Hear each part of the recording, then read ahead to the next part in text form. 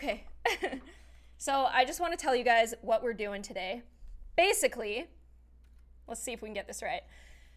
Basically, we are playing a game called But You Seem Fine. This is about a little girl, and I think you all will find it very, very touching.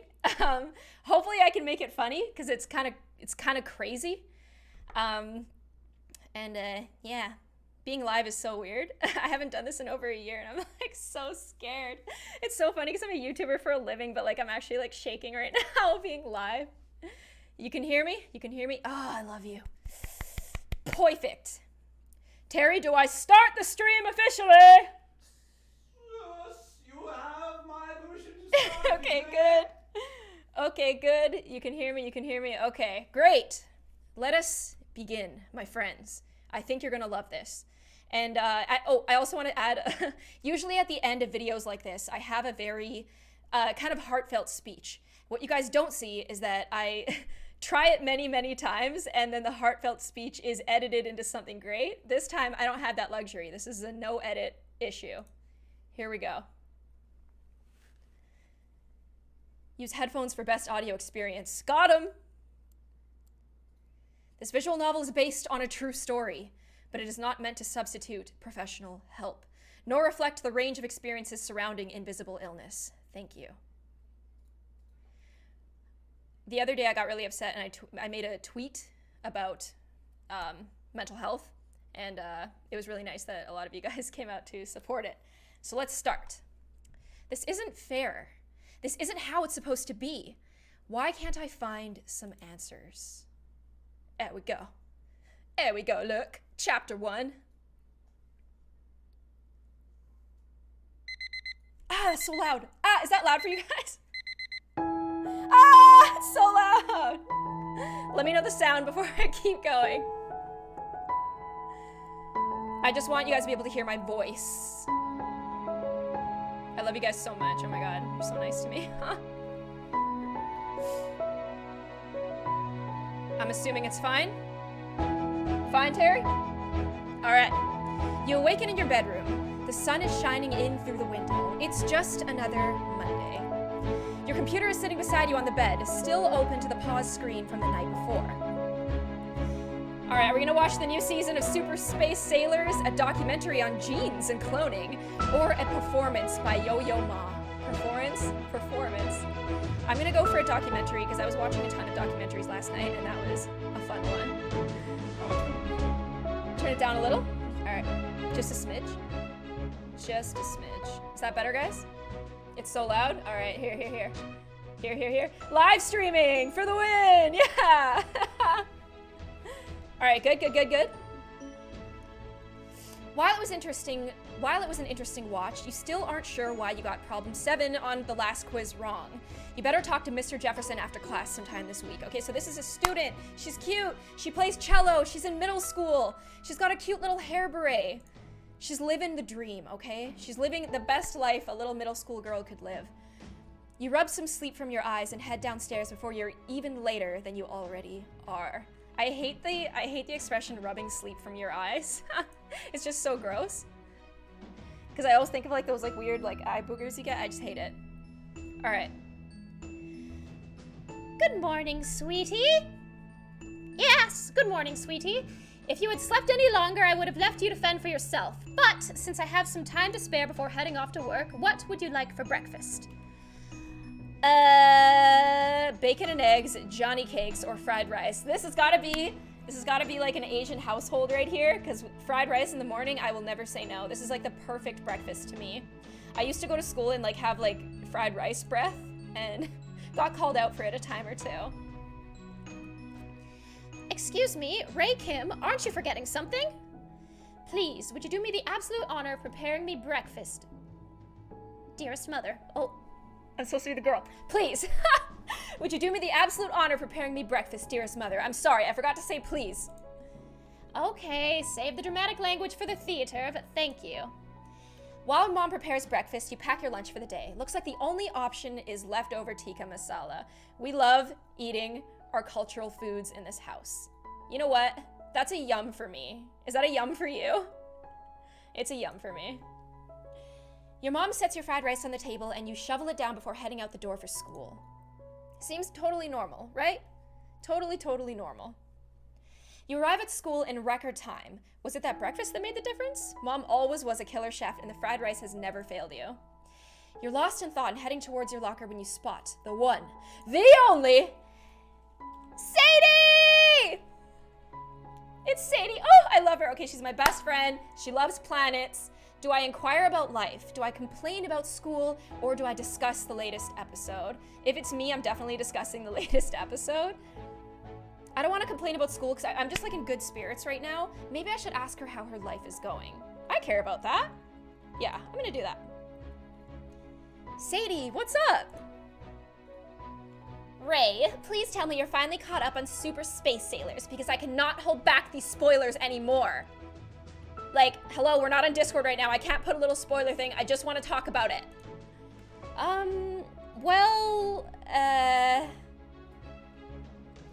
Come on. The hall monitor shoots you both a nasty look. Lowering her voice, Sadie continues. I know it has only been so-so since Captain Park got killed off, but you just have to make it through the first 4 episodes, and then it gets good again, okay? I hate shows where it gets really, really good, but it only gets good after like the first 5 episodes. It's kind of like Steins Gate. Whenever I try to get people to watch it, they're like, oh, Cass, I just couldn't get through it. And I'm like, come on, just give it a chance. 4 episodes? I need to slog through 4? I need to slog through 2 whole hours before it even gets good again? They bring back that researcher, Emma Starling. I guess 2 hours is doable. She is cute. You chuckle to yourself and head into your first class of the day. Home sweet home. Mom and Dad won't be back from work for a couple hours, and there's a lot to get done, okay? I'm in middle school, okay? Lots to do. I can either do homework first, play soccer, or practice the cello. I am such a good kid, okay? I'm not running off after school. I'm not gonna go play with the boys or whatever. I'm sticking to what matters. You know what? I'm such a keener. I'm gonna do my homework first. Maintaining good marks does not come without effort. You think you heard someone say that at some point. Regardless, you dive headfirst into some worksheets from today. Whew, that was easy. Play soccer? Well, that takes physical activity. We don't really want to go outside right now, do we? I'm gonna practice the cello. You're feeling artistic and musical. Plus, the swan from Carnival of the Animals has been stuck in your head since you heard it earlier in class. You pick up your bow and it's so awful that this is what your dog looks like after. I'm sorry, buddy. This is the dog that shows up when your mom says that you have a dog at home. Bang. Okay, we played our cello. Do we still have time for soccer? We do! Yeah! Woo! It seems like forever since you kicked around the soccer ball in the garage. Maybe it's time to dust off some of those dormant skills from middle school. Besides, getting outside is good for the body and mind. Oh, I'm all about that Tai Chi. That's enough for one day. Your throat is starting to feel a bit scratchy. Maybe it's allergies? Either way, you better get some rest. You shuffle into your bed and call it a night. Oh, you guys are about to find out what this game's about. You wake up the next morning, totally unable to breathe. That is, until you open your mouth. Your nose is completely congested and you can barely make a cracking noise without your throat burning. Yep, I'm sick. This blows. Do I play video games, catch up on homework, or sleep? It's a sick day. We gotta play games. We have to. Like, there's no 2 ways about it. You pull out your trustworthy phone to play the newest release of Gachapon.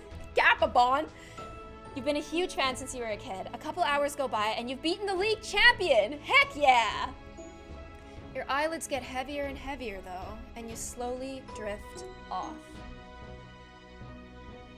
Oh geez, turns out this cold hit you harder than normal and recovery is taking longer than you're used to. You miss a full week of school while you're in bed, battling fever, congestion, throat pain. Oh dear. Chat, what do we think is wrong? What do we think is wrong? 1 week later. You finally feel well enough to come back to school. You're excited to be back in the swing of things. You missed orchestra, you missed drama club, and most of all, you missed your friends.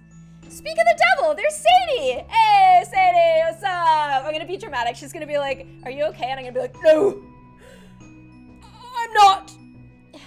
Sadie, my friend, my one and only. I never thought I'd see your face after touching the cold nightmare of death. Ooh, the fact that we can't edit this, it's a problem. Okay, Your Majesty, I know you're just kidding, but I seriously thought you died. Where have you been?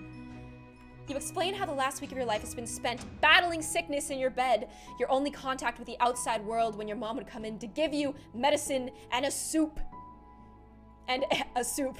That's how we say it here in Canada. Yikes. But you aren't still contagious, right? No way. I haven't felt sick since Friday. I tried to text you, but I kind of lost my phone in a wad of tissues. Ray, that's disgusting. But you're really feeling better, right? Yeah, although, what? Nothing. I just wish I wasn't so tired. You go to the rest of your classes for the day, eager to catch up on schoolwork.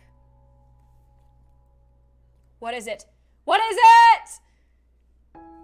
Chamber orchestra, drama club, or work on writing with Sadie. Oh, I haven't seen Sadie in a week, so I gotta hang out with Sadie.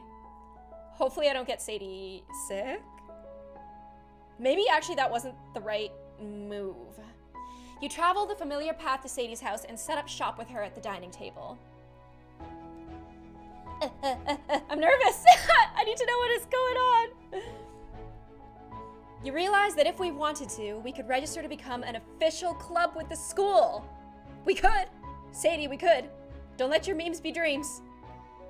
Why would we want to do that?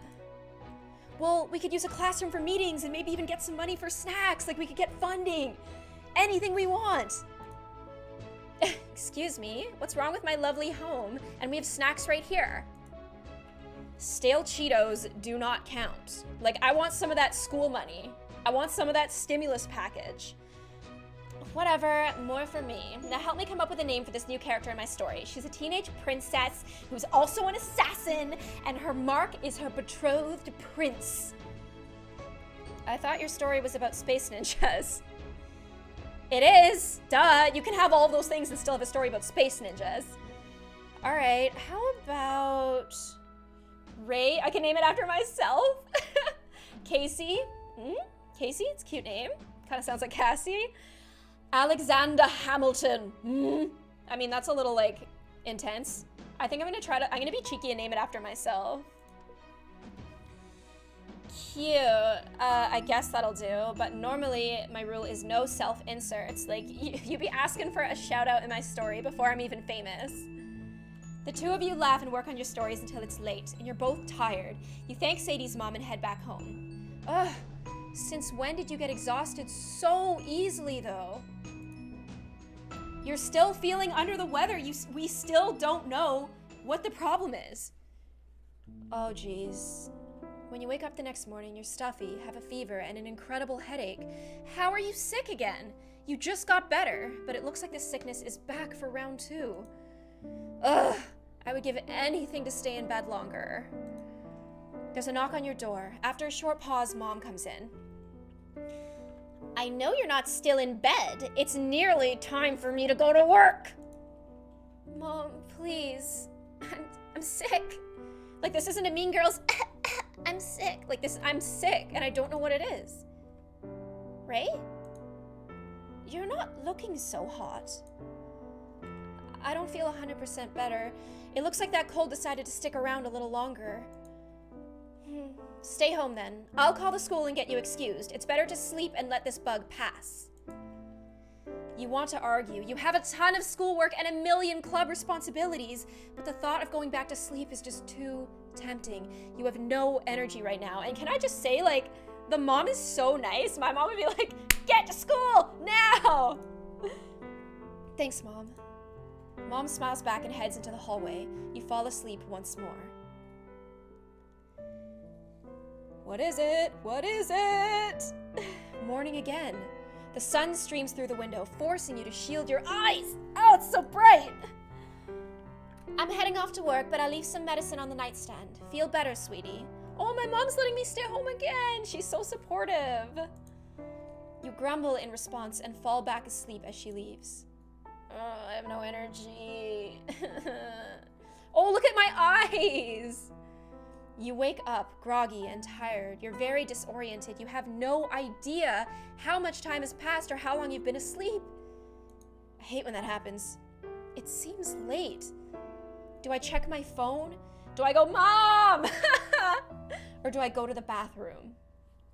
What do I do? What could it be? I mean, this seems like very severe. Do I go to the, I mean, if I don't need to, do I check my phone? I kind of want to check up on my friends, like I miss them. But at the same time, you know, we're sick. Mom!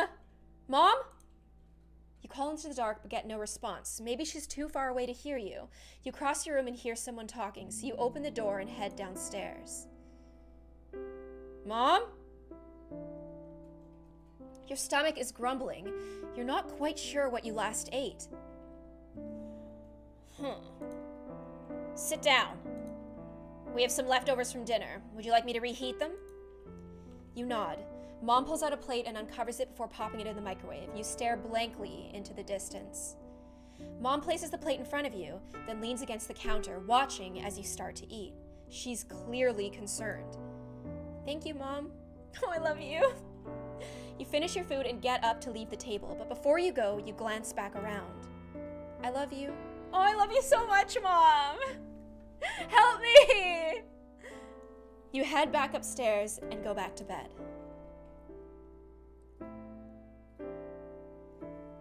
You wake up again. Some time has passed, but you don't know how much. Oh, get up is crossed out this time. All we can do is sleep. Oh, this is scary. This is scary. I'm gonna try to click. Oh, even though it's crossed out, I tried. You roll your body to the edge of the bed, but anything more is just not possible. Oh no, I tried to get up, but I couldn't.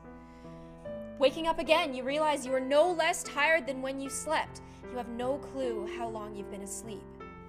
Oh geez, what could this be? Again, we can't get up. We're gonna try. You just don't have the energy. Oh geez. I hope I'm not like overexerting myself right now. You rub some of the sleep from your eyes, the disgusting eye boogers. Mom is looking at you, worried. You frown. We're going to the doctor, sweetie. Time to get up, okay? You grumble. She helps you get dressed, and you stumble into the car. Okay, we're gonna go get a diagnosis. Maybe this will help. You and your mom are at the doctor's office, here to see your primary care physician, Dr. Harris. Can we trust Dr. Harris? What brings you in today? I'm Dr. Harris. Mom explains the getting sick, the endless sleeping, the suddenness of it all. Well, I'll do some checkups to see if anything's wrong. Do we trust Dr. Harris? He has you open your mouth and say, ah! He checks your eyes and your ears and your nose. He pulls out his stethoscope and listens to your heart. He listens to you cough. He listens to you breathe. Will he figure out what's wrong? He takes your temperature. He tests your reflexes. He takes your blood pressure. What's wrong? He sits back. Well, nothing seems to be wrong. You've shaken the bug completely. But you're in high school, aren't you? You're 14, Maybe this has something to do with your hormones, or maybe you're just depressed. You stare blankly. Mom frowns.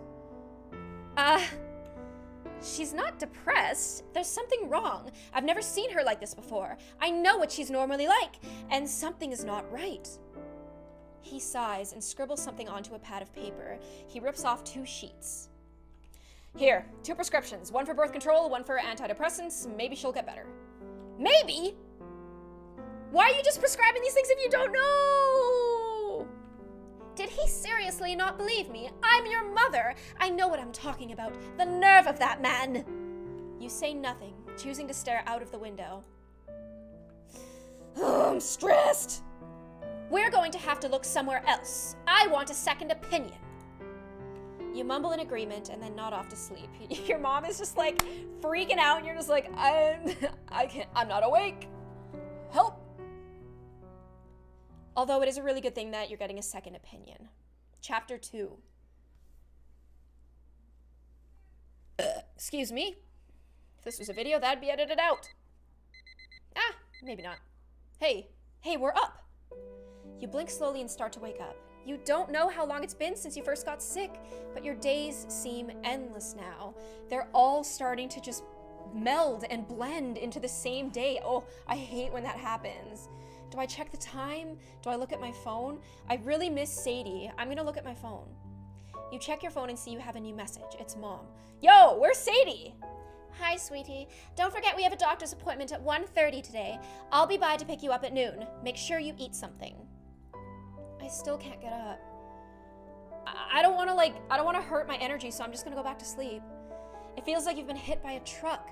Nothing would feel better than slipping back into a temporary coma. You pull your covers back up to your chin and let yourself doze off.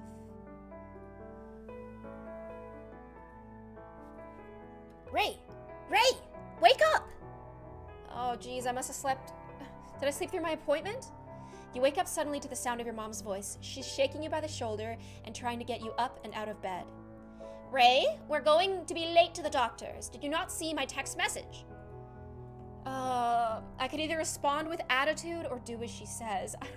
I feel like my mom has been like so helpful to me, but at the same time, if I was 14 and going through this, I'd be like, what do you think that I saw it? Do you think that I'm in a position where I can be reading texts right now? I could barely wake up. I kind of want to respond with attitude, but at the same time, like, ooh, it feels bad. It feels really bad. You know what? I'm just gonna do as she says. Groggily, you pull a hoodie over your head and put on a pair of sweatpants while your mom rushes you to the door and into the car. Now, we're at doctor number 2. We're gonna find out if this diagnosis is going to be correct this time. You fidget uneasily as both of you wait for the doctor to appear. Mom said he is an ENT doctor, but you're not sure what that stands for. Do we know what that stands for? Based on the large picture of a cross-section of a head on the wall, you guess it stands for ear, nose, and throat. Mom got a referral from your primary care physician after he found out you had been congested and sick a couple of times. I don't know why we're even here. 10 more minutes go by. Oh, he keep me waiting. Hello, I'm Dr. Clark. Mom goes over the same spiel she gave Dr. Harris. He listens and nods occasionally as he inspects you for normal checkup procedures. Well, her ears and throat look fine. I'll need to take a closer look up her nose. Oh, geez. Right up the old nose. He pulls out a long, thin device. It looks like a stick. He says it's a camera, and to your great discomfort, he shoves that camera right up your nose. No, not really seeing anything here. He moves the stick around. It hurts a little, but it's mostly just weird, uncomfortable. What's the diagnosis, doctor? He leans back in his chair, finally finished. You know what I think? I think she's a teenager. She had a cold, and now she's milking it for all that she can. What is with all these ageist people? Like, they're all saying, oh, you're 14, you can't have a problem. Maybe this is where the "but you seem fine" has, like, the title comes from. Her chart says she's on antidepressants already, so there's not much else I can do.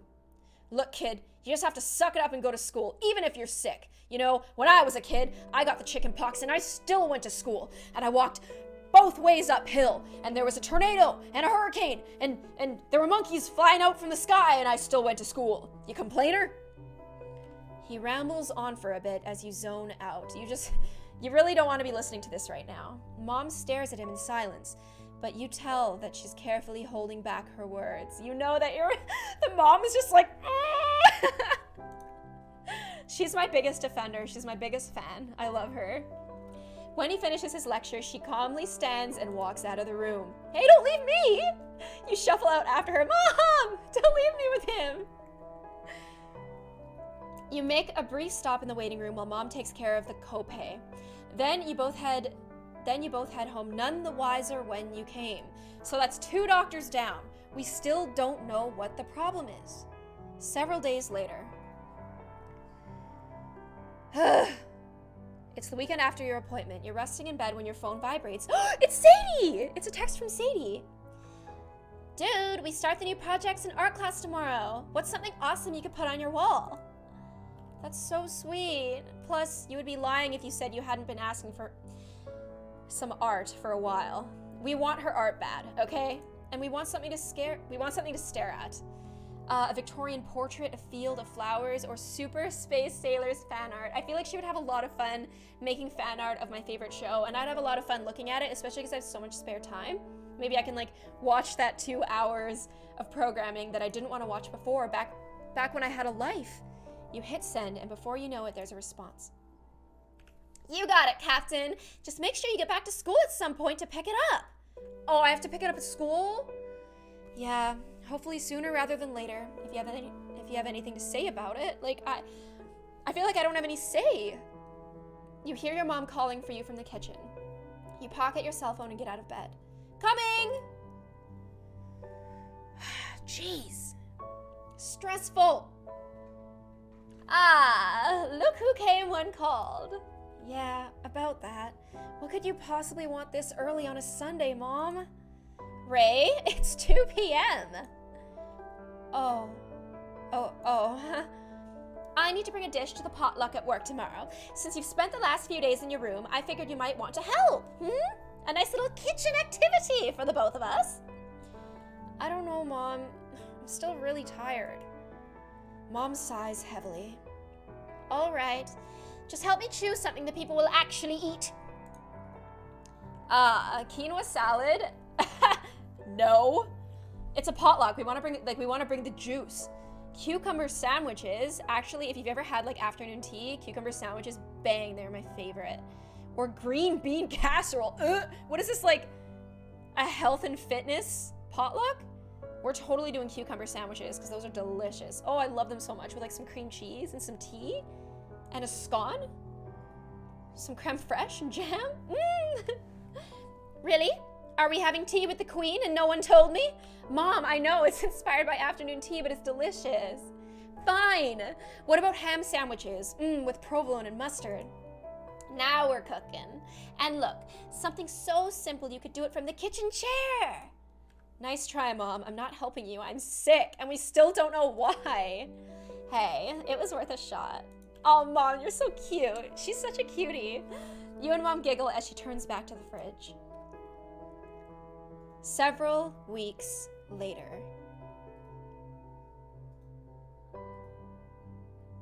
What could it be? Another doctor. You and Mom have another doctor's appointment. This whole process is starting to seem like a cycle of missing school and getting nowhere, but you guess finding an answer is worth it.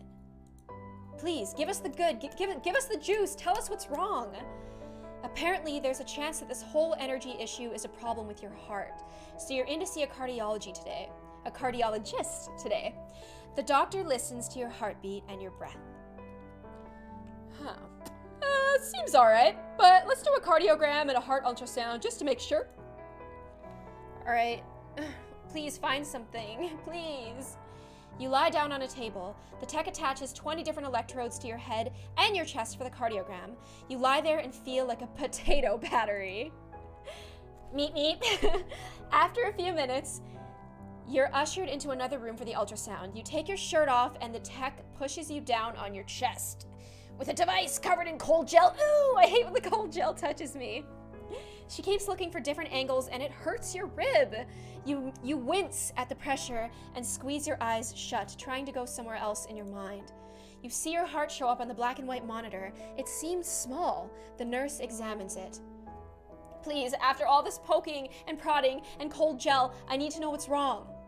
Well, you have a teeny tiny heart murmur, but it's really small. I don't think it's anything to worry about. Definitely not the issue here. Great. Another dead end. When am I ever gonna find out why I'm sick? This is starting to get real old, dude. Your phone lights up. There's a reminder in your calendar. Find monologue for fall play auditions. Oh, it's like my whole life is passing me by. Dang, you really want to try out for the lead, but you haven't had the time or the energy to prepare anything. Maybe you'll feel better by next week and can find something in time.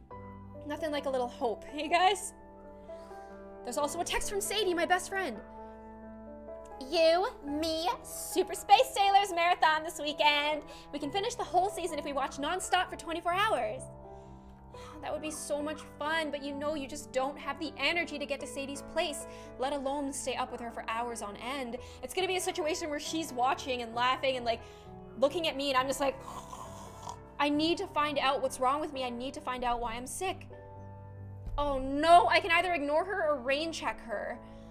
I've got so much to catch up on this week. Oh, well, I can't ignore her. See, this is the worst part of like, when something's really wrong with you and you don't quite know what it is, like, and you feel like everything's passing you by. I feel like by ignoring her, I'm like gonna let her be able to go on with her life without me. But at the same time, I really prefer if people talk to me, even when they have nothing to say. So I'm gonna try to make sure that I'm keeping in touch with Sadie. You send the text and tuck your phone away, staring out the car window. I hope Sadie isn't mad at me. These doctor's appointments are wearing you down. You're not sure if it's even worth it anymore, but you still wish you had an answer. Do you keep searching? Do we keep searching, chat? I think we should. I think we just gotta keep going. Like, but at the same time, like, what are the chances that so many different doctors are wrong? Like, it just feels so hopeless at this point. Ugh, I want to. But if we give up, then we're gonna be in trouble, right? We're gonna do it. We're gonna keep searching. Of course, we've hit a few dead ends, but someone's gotta come up with something. Sure, there were some bad apples, but maybe the next doctor will be better. Hopefully he doesn't like go off about my age and goes like, oh, hormones. Like, oh, is it that time of the month? Must be that. Like, no. You wake up and find yourself in your room. Everything seems kind of peaceful. Weird. You glance at the clock. 8:48? This does not bode well for your 9 o'clock class. Oh no. Mom, why didn't you wake me up? There's no response. She must have already left for work. You grab the nearest articles of clothing and sprint to the bathroom. Maybe if you hurry, you won't be that late. Girl, no mascara today, no lip gloss. We're gonna keep that bowl cut and ship shape and we're gonna get right to school. Oh, I'm in class. Arriving in class a solid 25 minutes late, you slam your backpack down and pull out your notes. This rush of adrenaline from booking it to school has got you wired. As fast as you can, you start scribbling down the notes on the whiteboard. Oh, okay, adjectives, noun modifiers. They describe a noun, adverb, adjective, verb, other adverb modifiers. Oh, geez, is this a presentation? Am I presenting? I've missed like 3 straight weeks of school. Oh, examples include,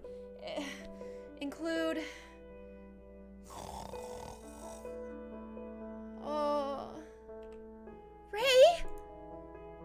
Huh? Sadie? Say, dude, it's time for PE. Wait, what? Oh God, oh, I don't have the energy for this. Did you fall asleep?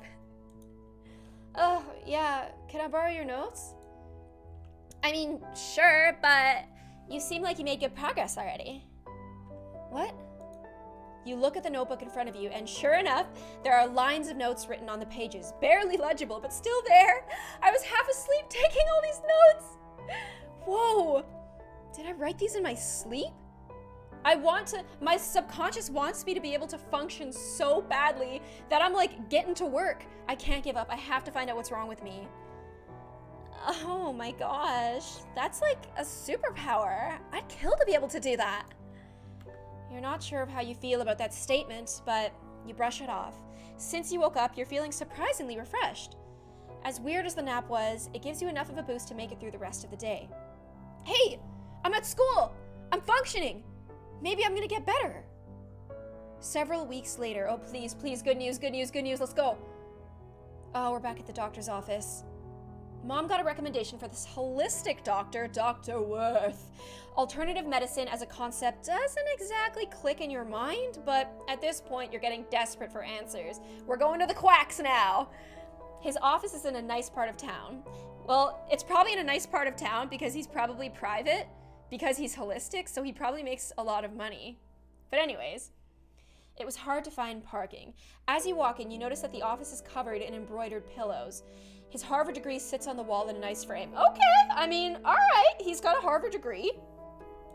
I trust him a little more. Dr. Worth listens to the usual spiel that we've done like 5 times now. He says he has some ideas about what might be going wrong and orders some blood tests. Oh, I hate blood tests. No. You got to the section of the office where the phlebotomist, aka the person who draws blood. She pulls up your hoodie sleeves, ties your arm off, and disinfects the bend of your arm. Oh, here it comes. Hope you like needles. They tell you they need 11 vials of blood today. Oh, that's a lot of blood. You nod. She slides the needle in, but you don't look. Oh, I can't stand this. This is gonna take forever. After you get your blood drawn, you meet up with your mom at the front desk. Apparently, the doctor recommended some specialty supplements that he also sells in-house. Oh my goodness, this guy's trying to milk us dry. You watch as the price tag climbs with each additional bottle. You find out, of course, that they're not covered by insurance. Mom pays the exorbitant price, and then the two of you head home. Oh, geez. So what do you do? Give us some, like, lemon water? Infused with some, like, magnesium, maybe? There you go, that'll help you sleep. You spend the next week downing extra supplements, vitamins, minerals, weird powders you mix with apple juice. You name it, we're taking it. Some of them taste gross, and some of them are the size of horse pills, but you swallow them all. We just want to get better. With your previous meds and your new supplements combined, you now have a personalized medication chart taped up to the inside of the pantry cabinet. You feel like an old man.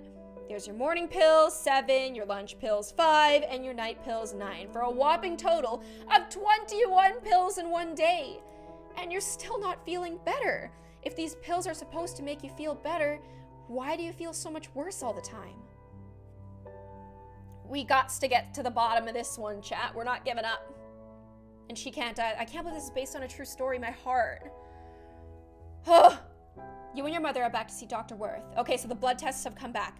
He pulls out some pieces of paper. They have your name on the top, as well as a bunch of tables with all sorts of numbers on it. Hey, do you know what these are? A chart of some kind? Right. It shows a high level of liver enzymes. He drones on a bit about how certain activities have side effects that are evident in many ways. It's all connected. Right, doctor? Teenagers often fail to realize the stress that they place on their bodies has lasting effects. Seeming cool is more important than their health. Yo, this doctor's judging me again. Wait a minute. What? Uh-oh, my mom's mad. There's no easy way to say this, but your daughter, she's sniffing glue. What? Huh? Huh? Huh? Huh? Huh? Excuse me? I'm not. I swear, I'm not. Honestly, the absurdity of the proposal shakes you more than you're willing to admit. You, Ray Kim? Sniffing glue behind the dumpsters after 5th period? I don't think so. Maybe if you planted that rumor in school, you could gain some street cred, except for the fact that a total of 0 people would believe it. Like, I play cello. I'm part of the drama squad. I take notes in my sleep. There's no way this is true. I understand that this is hard to hear, but catching it early is the first step to recover and intervention. Mom cuts him off by standing. Thank you for the advice. Good day. Get out of my life. I hate you. Mom, don't leave me again. Uh-oh. Mom is overemphasizing her sentences. This isn't good. You follow Mom out the door, leaving Dr. Worth shaking his head. What if my mom believes him? I hope not. Oh no. I'm just trying to figure out what's wrong. Yo, that doctor's toxic. The silence is palpable. This is very awkward. Mom, I'm not sniffing. Like, I know. I know. Because I would never... You have to believe me. I know.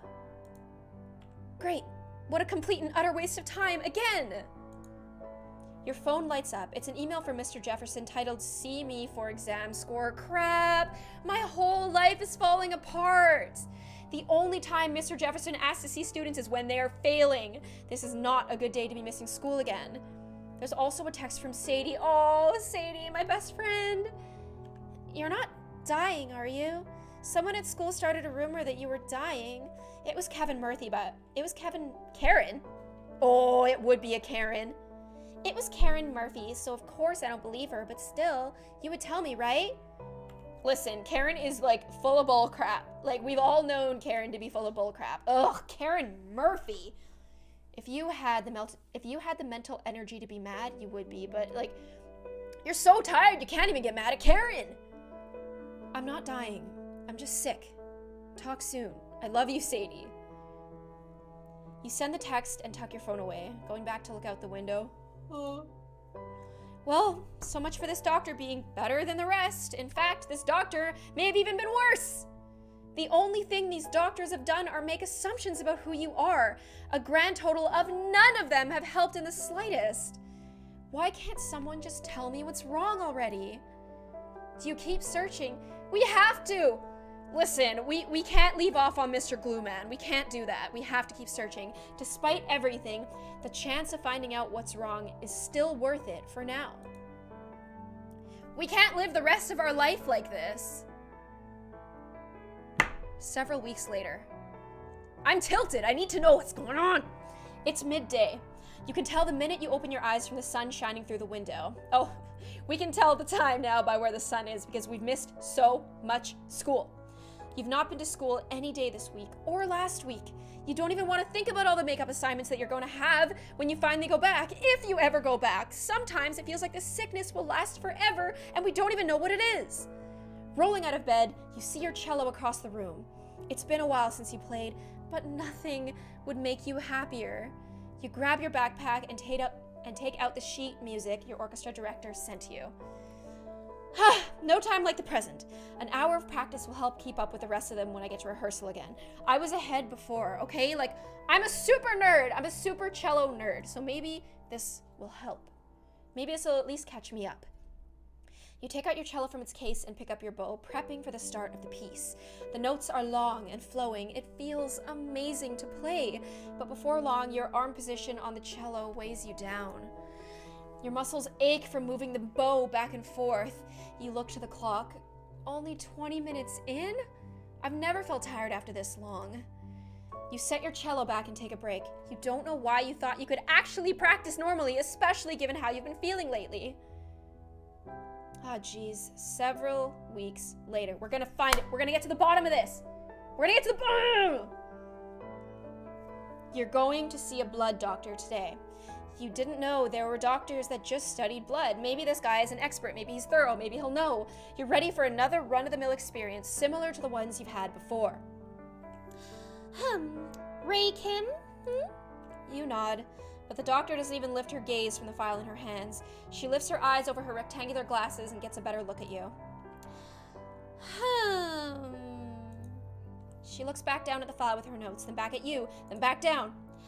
I think it might be Lyme disease. It's pretty rare, but I'm not sure if you've been in an area with ticks. But it's worth checking out. I'll order a blood test. Lyme disease? You're almost taken aback by the efficiency of the appointment. She didn't even touch you or come close enough to get a good look at you. Maybe she was just that good or that bad. Your phone lights up. It's a text from your orchestra conductor. Regretfully, you've been cut from the upcoming recital for not attending enough rehearsals. No, my dreams are falling apart. You feel tears sting at your eyes as you put your phone away. There's also a text from Sadie. Hey. Hey. Can't talk, Sadie. You send the text, tuck your phone away, and stare out the window. You try not to think about how much you wish you could play in that recital. Today was a complete bust. Do we keep searching? Oh, it's starting to get real tiresome at this point. Oh, I just don't know anymore. just don't know anymore. I think we have to try. Like, what else are we gonna do? Just die? You look at Mom. Despite everything, she's still your strongest advocate. Oh, she's so cute. She might be the only one at your side at all. We know for a fact Karen Murphy is not on our side. She's been fighting so hard for you that it makes you determined to keep going. Another doctor it is. Several weeks later. Oh, it's been months at this point. Auditions for the school play are tomorrow. You haven't had much time to prepare, but there are some monologues you still have memorized from last time. What play do you want to use? Hamilton, Romeo and Juliet, or Antigone? I think Hamilton, maybe? Maybe it'll give me like a really good chance to like broadcast my range, and maybe they'll be like, oh, she's missed weeks of school, but I'll try her out anyway. Hopefully I don't fall asleep at the recital. Nice. You pull out the script and start flipping through it until you find a chunk of text that works for this audition. Then you get to work. Hours later, you lay on your bed, having memorized and practiced your audition to your heart's content. You proudly set your alarm and climb into bed, ready for tomorrow. Who's gonna bet we miss school tomorrow? The next day. Hey? Eh? Do we make it? Our whole lives can't fall apart. Uh-oh. Ray? No. Your eyes open to find your cheeks sitting in your breakfast. No, huh? What happened? Well, I'm not an expert, but I believe you fell asleep in your breakfast. Again? You rise out of your chair and wipe some of your breakfast off your face. Mom is watching you carefully. Even walking to the sink tires you out. You lean against the counter and try to rub off some of the sleep from your eyes. Honey, I really don't think you should be going to school today. You're exhausted, you're falling asleep in your breakfast, we don't know what's wrong with you, we gotta figure that out, like, what if you're contagious? Auditions, I have to make the auditions. I know, it's your choice. She's right. You know she's right, but it doesn't make it hurt any less. You can barely function this morning, there's no way you're gonna make it to this afternoon. Oh, okay. Defeat. So much defeat. Several weeks later, oh, that means we missed the audition. A doctor. You had no idea there were so many types of specialists for doctors, but here you are, and somehow you've made your way to an infectious disease doctor. Mom launches into the same spiel as before.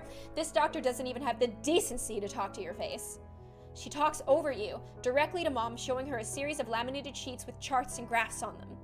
Rude. Let my mama talk. Mom notices your sour expression. So, Ray, what do you think of all this? Dr. Lee, as it says on her coat, turns and gives you an obviously forced smile. Why does this doctor hate me? Oh, you don't have to worry about the fine lines. I'm sure they'll go over her head anyway. Why is everybody treating me like I'm so stupid just because I'm 14? You sit there, taken aback, as Dr. Lee turns to Mom. Excuse me?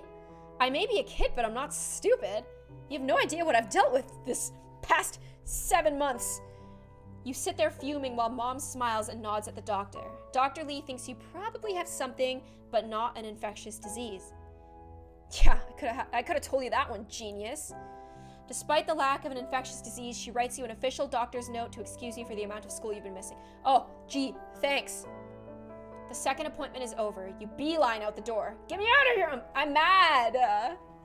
We need to find a doctor who actually works. Neither of you are happy about the appointment you just had or the money you had just spent. You look at the note in your hands. An official excuse to be missing class. The note reads, Infectious Disease Clinic, in bold black letters at the top. If I take this and give it to my teacher, everyone's gonna think that I'm, like, I have something contagious. Like, everyone's gonna think there's a serious problem here. It looks intimidating, but you suppose it's effective enough. After missing so much school, you need something to show administration so you don't get expelled. Mom looks at you, you look back at Mom. She squeezes your hand tightly, but her eyes are less bright than they were before. She would never show it, but the constant barrage of doctors is taking a toll on her as well. You can only be treated like a science experiment for so long before you snap. It just seems like no matter how hard you try, there are 1,000 things in the way of finding answers. You just wish things would go back to normal. That you could leave behind the world of doctors and appointments for good. Normal like standing in the car? Normal like that? Excuse me, I was having an emotional moment. Oh, sorry. You're just so tired of standing in the... I hate you. Mom drops you off at school and you turn into... Mom drops you off at school to turn in the doctor's note. It feels like years since you've been here. You wish you were back for good so bad. This is one of those situations like, yeah, I hate school, but like, oh, there's nothing I'd want more. After dropping off your doctor's note at the front office, you head to the hallway to see if you could find any of your friends. Lo and behold, Sadie is standing right there at her doctor, loading books into her bag. Should I tackle her? I don't know if I have the energy for that. Should I casually say hi? Should I say nothing? I don't want Sadie to think that I hate her or that I'm lying to her. I'm gonna tackle her. I'm tackling her. Going in. The second you spot her, you start running. You nearly full-on tackle the girl and give her a hug. She falls forward, shocked at the assault, but breaks into a huge smile after noticing your beaming face. Ah! You're back! She spins you around in her arms before releasing you. The hall monitor looks like he's going to pop a blood vessel. Thank God! School is so boring without you. I swear I almost started paying attention in class just so I had something to do. You giggle at her excitement. Man, you sure have missed her. Where have you been? You know what? It doesn't matter, because now you're back and we're gonna rule this school once more. Your smile falls. Actually, I'm only stopping by today. I got a doctor's note to excuse how much school I've been missing. Sadie deflates. Oh, I just thought that... No, it's fine. You take all the time you need, but... What is it? You haven't actually told me what you have. Is it contagious? Is that why you're spending so much time away from school? You don't really want to explain everything to yet another person, but Sadie is your friend. She means well. You launch into a summary of your life since the beginning of fall. The sleeping, the doctors, the pills, the endless number of tests, how discouraging it all is, how you wished you just had an answer and knew what it was. She nods along without saying anything. Actually, I have an appointment with a doctor that specializes in hormones. They might think of something that'll help. Might? Well, yeah. I don't know. I'm just skeptical that anything will help at this point. Maybe it's your diet? When I don't eat enough, I feel tired. That's not really, come on. She's kind of discounting what I have. Or maybe you aren't exercising enough. My mom says young people like us used to run around and tire ourselves out in order to get a good night's rest. Well, it's not really like that. Drinking water can help the body wake up and be ready for the day. I read that in a self-help guide. You read self-help guides? No, or at least I didn't used to. After you stopped coming to school, I wanted to help, so I read up on some stuff. I got a book from the library called 1001 Diseases You Could Have and Not Know. She pulls out a textbook from her backpack and shoves it in your hands. It's pretty hefty to be carrying around, just in case you saw each other. She's kind of discounting what I have, but she really, really, really cares. You can tell that she put a lot of effort for you, but this isn't really what you wanted to hear after the onslaught of doctors you just visited. Sadie shuffles her weight back and forth. She obviously wants to say something, but is clearly uncomfortable. What is it? Spit it out, Sadie. Actually, have you heard of psychosomatic symptoms? Your heart drops. Yes, you have. It's basically when you think you're sick, but it's actually all in your head, and... Excuse me? I'm not saying that's what you have, but you've been to all these doctors and they don't know what's wrong. Doctors are smart. They should know things. Right. They should. What if you aren't actually sick? Then you just need to think positive until you get better and things can go back to normal.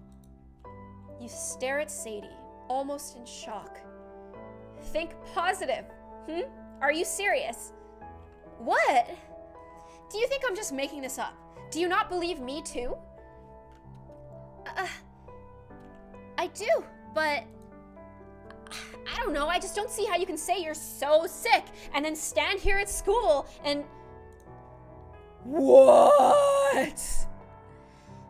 Look like you're fine. The words hang in the air for a moment. Tears sting at your eyes. You stare at her. Oh, I can't believe she said that. You stare her down for a few seconds before you turn around, walk down the hall, and exit the school. Is this the end of me and Sadie's friendship? This is just like those people who say, like, if you have a problem, that, like, just smile and, like, just think positive. And it hurts to hear. I seem fine? How could she say that? After I spilled my heart out to her and let her know what I've been going through, how could she still think that everything is fine? Several days later. Yikers! A doctor. You're at another doctor's appointment with Mom. Visiting school took a lot of energy out of you. And this isn't helping. You feel miserable. You've been sitting in this room for a couple minutes, but honestly, all of these offices are starting to blend together. This lady is an endocrinologist, a hormone doctor. Dr. Jones gave you a referral after your blood tests were negative for Lyme disease. Surprise, surprise. The doctor enters the room with a flourish, her red cowboy boots flashing and her red dress swirling. You look at her in awe. Oh, she seems nice. She's wearing boots to work and stuff. Maybe she thinks outside the box. Maybe this is our doctor who will finally tell us what's wrong. She sits down and faces you and your mom, smiling brightly. She extends her hand out to you. Hello, my name is Julie. What can I call you? You shake her hand, a bit taken aback by her friendliness? Whew, friendly. I'm Ray. I'm sick, but I'm not happy about it, so that's why I'm here. Dr. Julie laughs heartily. You can't help but smile too. Well, your funny bone certainly isn't damaged. Let's start at the beginning and try to get a grasp on what's going on. Well, we believe it started at the beginning of this year with... Actually, Mom, could I hear this part from Ray? It may help me understand a bit better. You look at her for a second before launching into your own story, eager for her advice and opinions. She looks at you, really looks at you, like you're a person and not just some test subjects. All of the other doctors have been like, you're 14, you're stupid, get out of my office. And this girl is the first one who's like, listen, Mom, shh, shh, shh, quiet. I want to hear it from her, in her own words. Dope. She listens to your story earnestly. When she has ideas and questions, she doesn't overstep her boundaries. It feels like you're involved in the process, like you have a seat at the table. Okay, I don't want us to get ahead of ourselves, but I have an idea. I have your blood tests from Dr. Jones, and they show high levels of a hormone called cortisol. Do you know what that is? You nod yes. You've heard this before in science class. Dr. Julie continues to explain how some of your symptoms and aspects of your story are typical of a certain illness, one that seems very familiar. So cortisol is the stress hormone. These symptoms line up perfectly with what we call Cushing's syndrome. Based on your blood test, I believe that you may have an adrenal tumor on the pituitary gland that is affecting your hormones. A tumor? Ah! Dr. Julie smiles and places a comforting hand on your shoulder. I understand that this seems pretty scary, but an MRI will... No, it's not that. It really wasn't. You couldn't really describe it, but you were almost happy? Cushing's syndrome, is it treatable? Well, we should confirm what it is that you actually have first, but with treatment it has found to be completely reversible. You turn to your mom, who is smiling softly at your side. You hug her, and she holds you close as tears fall from your eyes. This is so amazing because, like, she just heard that she might have a tumor, but the stress of not knowing what it was so overwhelming that even just knowing what it was enough. Thank you. Man, that's heavy.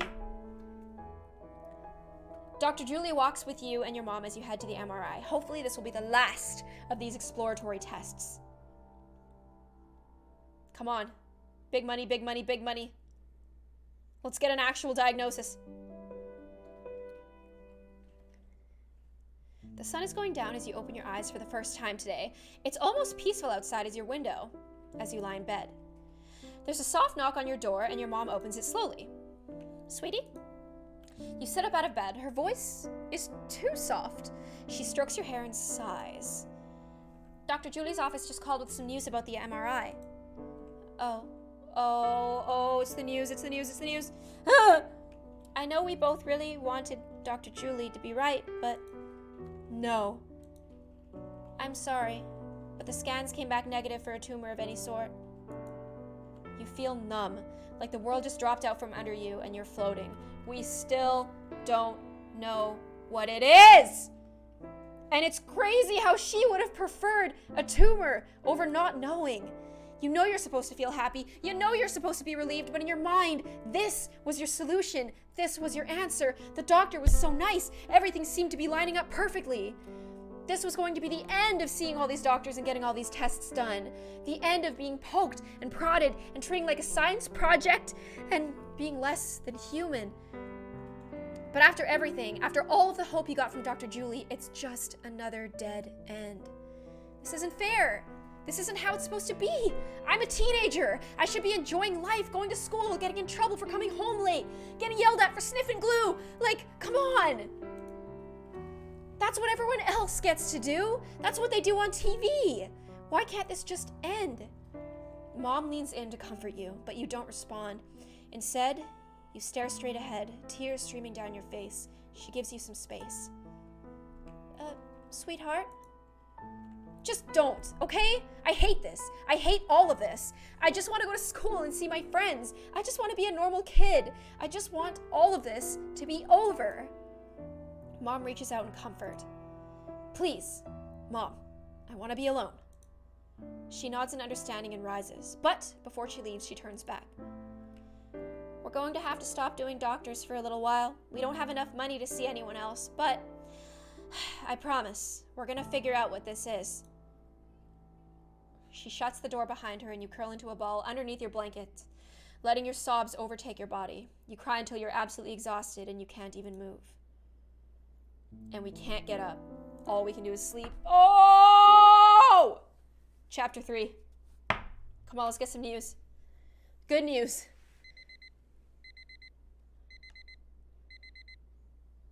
Alarm popping.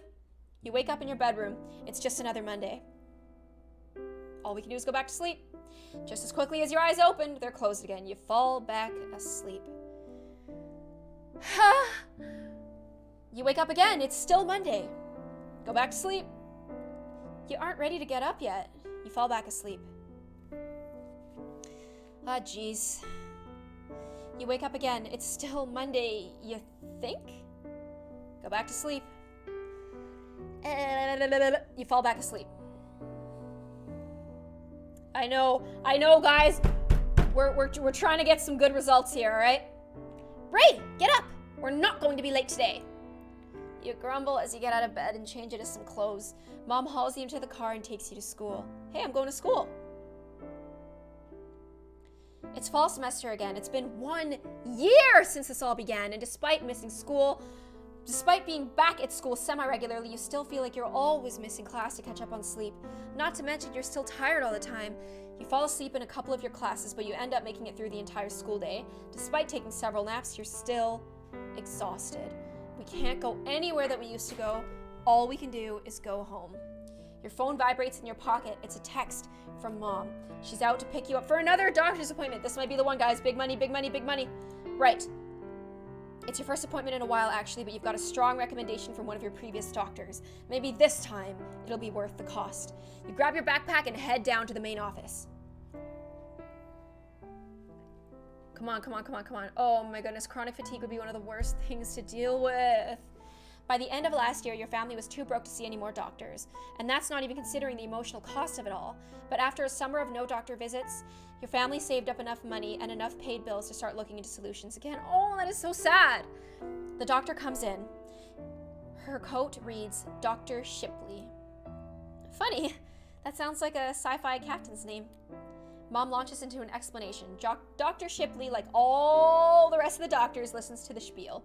She, like all the rest of the doctors, nods her head. It sounds like you'll benefit from a sleep study, although it could be something else. Let's get you scheduled for one. You sigh heavily, but make an appointment nonetheless. You schedule it for next week in the sleep lab at the hospital. At least this test will be harder to fail, given how great I am at falling asleep. 1 week later. Come on. I think a sleep study is what we need, actually. Mom drags you to the sleep center of your sleep study. You've never stayed overnight at a hospital before, but this place is different than you expected. It's kind of cozy, with lots of closed-off rooms. I've always personally wanted to do a sleep study, just to learn about how I sleep and what my problems are.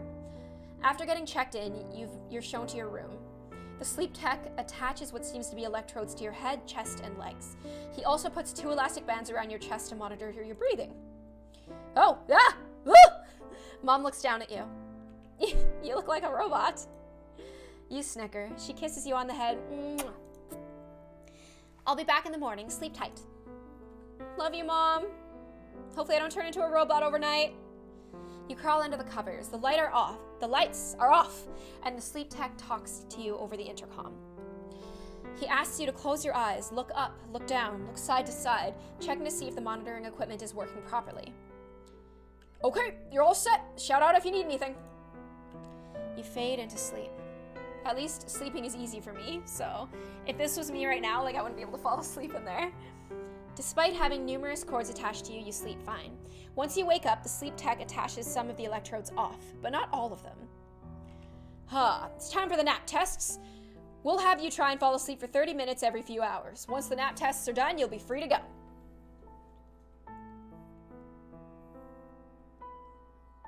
You do the first 2 nap tests and fall asleep easily. Seems like you're passing. I could hear your stomach grumbling from the other room. How about I order some food from the hospital's cafeteria? You nod. That sounds pretty good. Ooh! Woo! Mac and cheese, a sandwich, or soup? I think I'm gonna go for... Oh man, mac and cheese when you're hungry. Oh, does anything beat it? If it was soup and a sandwich, I would go for that because I like those 2 together, but separate, I don't know about that. I think mac and cheese, huh? Yeah, mac and cheese. Your food arrives at the table and you take a break to chow down. Ugh, not the finest meal I've ever had. Oh, I forgot it was hospital mac and cheese.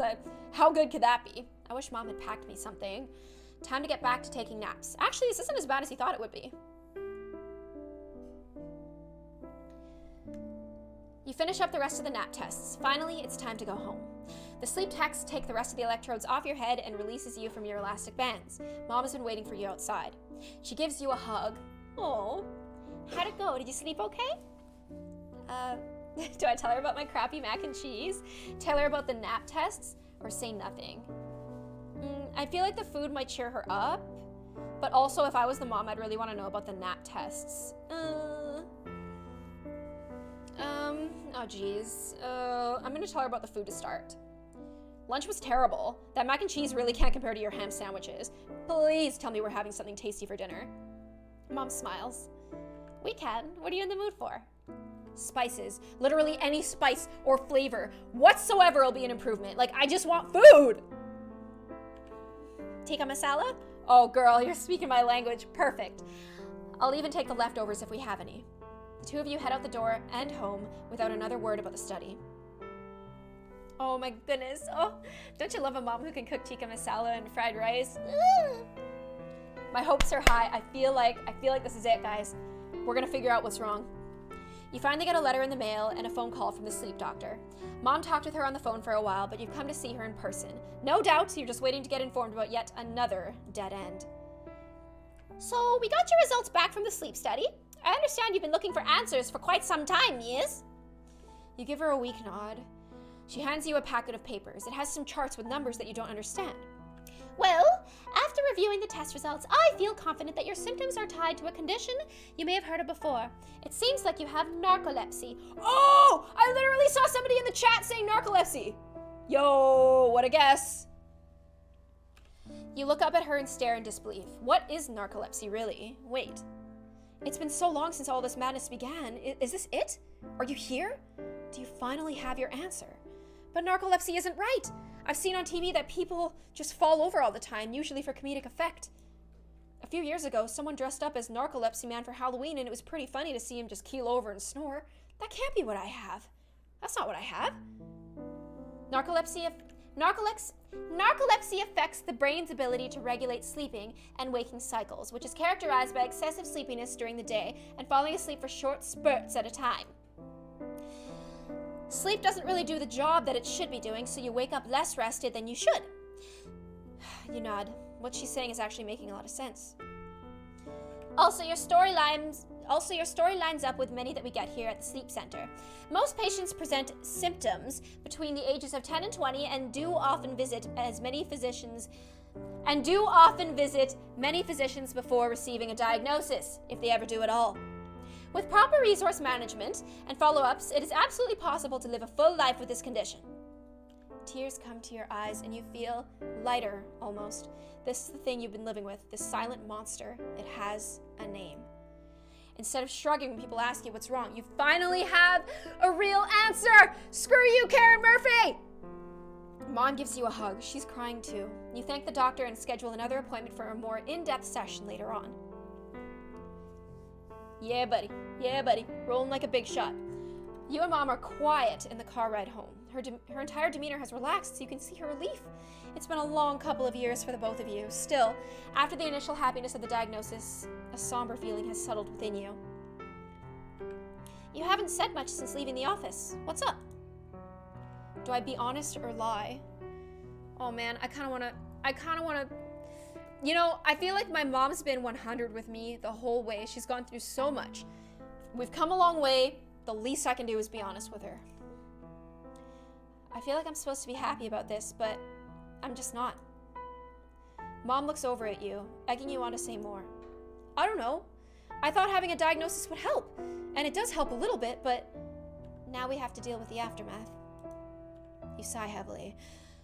That's correct, Mom. Choose your words carefully, or speak freely. We're speaking free! I have to deal with this. You've just been along for the ride. I didn't know I was going to say that.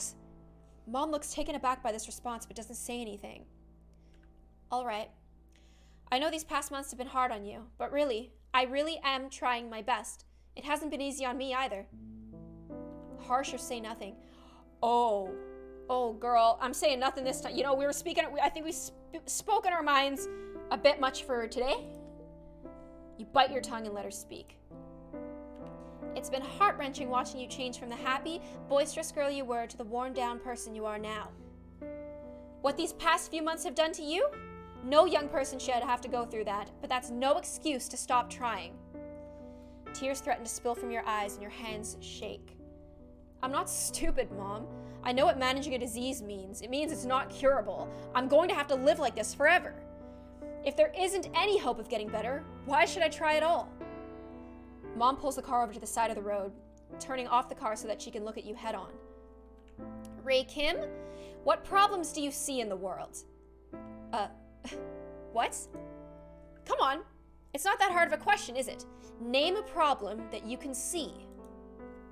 Kind of a vague question, but you ponder it nonetheless. There's inequality, of course, and wars overseas, but also the corner store stopped stocking strawberry milk over the summer, which was a real bummer. Then there's everything you and Mom saw, doctors that didn't take you seriously, a lack of understandings from people about what you were experiencing.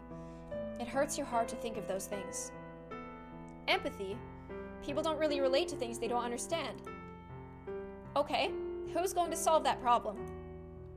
Again, you're at a loss for words. Because the way I see it, if you see a problem and no one is there to fix it, isn't it on you to take the first step? You stop and think about that for a second. Oh man. Did you get that off a Facebook post, Mom? You boomer? Ray, I'm being serious. You need to have a goal to work towards in order to keep going. Having a positive outlook on things is easy when life is going well, but sometimes life just sucks. When situations are out of your control, you can either wallow in your own thoughts or you can control what you can, your outlook. But if you give up, there's no way for them to ever get any better. I don't want to lose my daughter to some condition she may have. I want you to find a way to be happy despite it. That's all I have ever wanted for you. You can't help it anymore and spring forward to hug your Mom. You cry into her shoulder as she pats your head. You both sit there for a bit until you calm down. Wow, that speech, hey? Holy. Your father and I are here for you. We always will be. You just can't give up hope on living a good life. You nod in her arms. You understand what you need to do now. It's Tuesday. Sadie is down the hall walking towards you, but she hasn't looked up from her phone yet. Oh, hopefully Sadie doesn't hate me. It's now or never. Sadie? She looks up and sees you smiling. She can't help but smile back. Ray, long time no see. Are you visiting again? No, I'm actually back for real this time. You're all better now? Your smile falters just for a moment. No, I got a real diagnosis though, and I think this one's legit too. You both stand there looking at each other. It's been months since everything went down between the two of you, and you aren't quite sure of what to say at this point. Look, I'm sorry I've been kind of distant. Everything just kept piling up, and I didn't know what to do with myself. But you actually tried to reach out when no one else seemed to care. I should have been a better friend to you. You shift your weight and take a deep breath. I was wondering, do you want to come over and write with me after school today? Sadie smiles, but there's something behind her eyes that upsets you. It's pretty obvious how much your fight hurt her. Maybe this wasn't such a good idea. Sure, I'd love to come over. What are you working on these days? You laugh nervously, ha ha! Silently breathing a sigh of relief. I actually haven't touched my story since last year, so there's that. Gosh, that seems like a lifetime ago. I mean, it was a long time ago. I've been writing a lot since you've been gone. This summer I finished the first draft of the novel I've been working on. Sadie, that's amazing. Sadie's bright face shines back at you. Thanks. You know, I'm actually in need of a proofreader. The members of the writing club are not the best help when it comes to sentence structure, but that's expected when your club is 90% freshmen. Whoa, wait, writing club?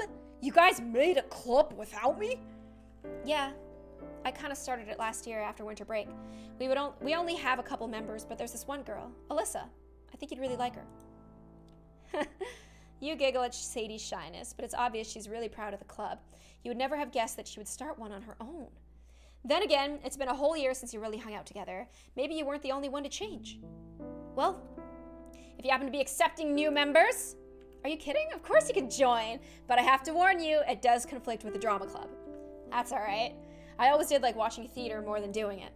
The two of you laugh and chat all the way to her house. Turns out there's a lot to catch up on.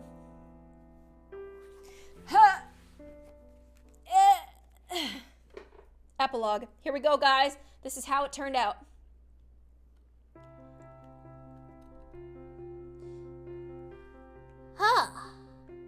You girls have a good time and stay safe. Remember, if anyone makes you uncomfortable, you have my permission to punch them in the face. Thanks, Mom. And if anyone touches you, thanks, Mom. Okay, have fun. I packed you both ham sandwiches in case you get hungry. Really? You made ham sandwiches again? It went over so well at the potluck. How could I not? I'll be back to pick you up at 4.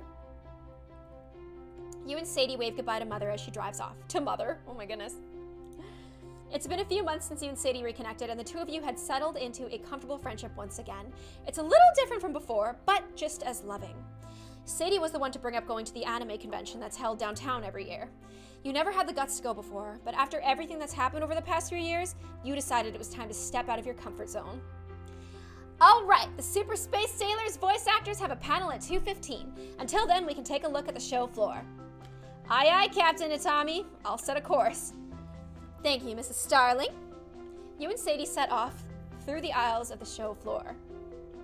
Vendors crowd the exhibit hall with all sorts of merchandise. Plushies, clothes, art books, you name it. Any sorts of crap you want, they're selling it.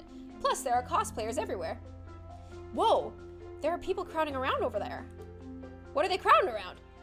I think it's that artist who draws dark and gritty takes on things that definitely don't need to be dark and gritty. That seems interesting. Sure, but you can only see so many teddy bear homicide detectives before it gets old.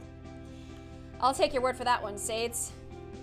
You and Sadie laugh, hoping he didn't hear you criticize his work. So, how goes the new medication? English? Don't really speak it. It seems like it may be working, but it's too early to say for sure. I'm just glad this one doesn't make me feel so jittery. Sadie nods along, remembering you talking her ear off non-stop when you tried the last medication. Woo! Made me giddy. It was supposed to keep you awake during the day, but instead it made your heart race and your whole body feel twitchy. Medication management has been its own journey as well. You've lost count of the number of meds you've tried. As of yet, you've not found a perfect balance between treatments and side effects. Hey, want to take a tour of Artist Alley? Yeah, for sure. 100%, 100p.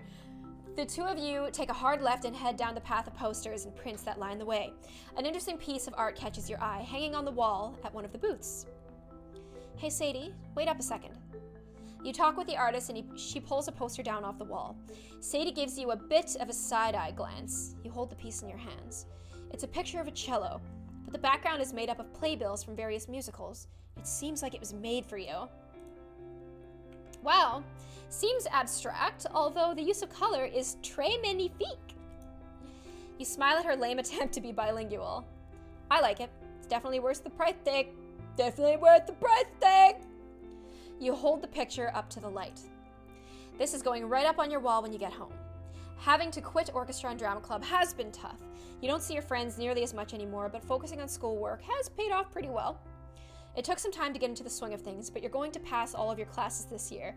Your homeroom teacher even told you how impressed she was. You gently place the picture in your bag and continue with Sadie. I was meaning to ask you, Alyssa and I are going to stop by the new boba place down the street tonight. Do you want to come? I would, but I have a doctor's appointment today. No rest for the weekend. No rest for the wicked, as they say. Oh, well, we can postpone if you want. Oh, no. You guys have fun. But let me know what flavors they have. We can go some other time. Sadie smiles at you and nods. Lately, you've just had to pick and choose where and when to spend your energy. It's just another part of your life that you've had to adjust to. Hey, let's take a picture. Right now? No time like the present. You pull out your phone and open the front-facing camera. You and Sadie squeeze together and put on your biggest smiles. Smile! How cute! Feeling fine. The camera shutters, freezing a moment in time. Despite everything, life has found a new version of normal for you. You'll look back on this moment when you need to remember how much love and support you have in your life. And you'll keep on smiling.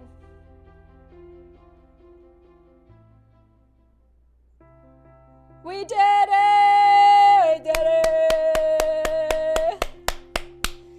So, I really wanted to play this game because I felt like it was a really important thing to kind of shed light on invisible illnesses, because I feel like it's often the case where people will say that you look fine or you feel fine or you're faking it, and sometimes you just never know. This is just one of those things. This is just one of those things, although it's far more severe than anything I'm used to. I think it's always good to give people the benefit of the doubt, and if they say that they're not feeling fine, you should definitely believe them.